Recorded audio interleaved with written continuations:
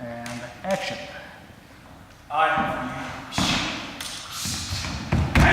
Normally I do it on my feet in a rehearsal space. What I'll typically do, I've done a lot of Romeo and Juliet. I think this is like my 25th Romeo and Juliet. But I never like to repeat myself. I always like to create something new, particularly for an individual show. So generally I will have a couple of what I think of as key points or high spots, which is a term borrowed from professional wrestling. And it's something that I have in mind, a particular effect or a particular moment that I'd like to see in each of the different fight scenes, or even a particular sort of a theme. And then the way I create that depends very much on the actor's skills, the actor's physicality, the way the actors are approaching the scene as performers, what the characters are doing in those moments. And I try to create a fight that matches those moments and also hits the theme and the high spot that I figured out beforehand. But the actual choreography I do very, very much on my feet. It's almost improvisational. There are only really two rules in stage combat, and they both start with the letter S. The first one obviously is safety. If it's not safe, then it's not good stage combat.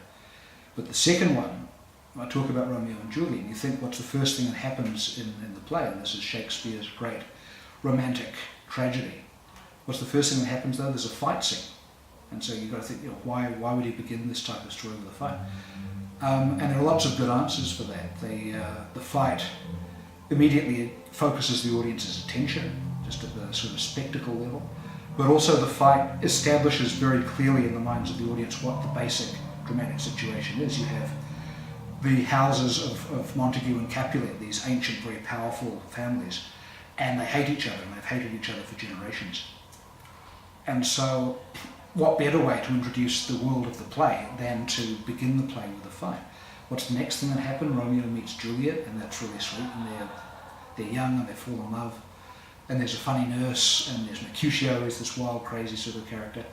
And the audience, up until this point, they're basically watching a romantic comedy. But the point where the next fight scene happens, where Tybalt challenges Mercutio, actually Tybalt challenges Romeo first. And from that scene, from that moment of violence, that fight scene, the story is spun off in a completely different direction. Suddenly it's been a romantic comedy up to that point, and then suddenly it spirals away and it becomes this great tragedy. So Shakespeare really uses the fight scenes as exclamation points, as punctuation in the show.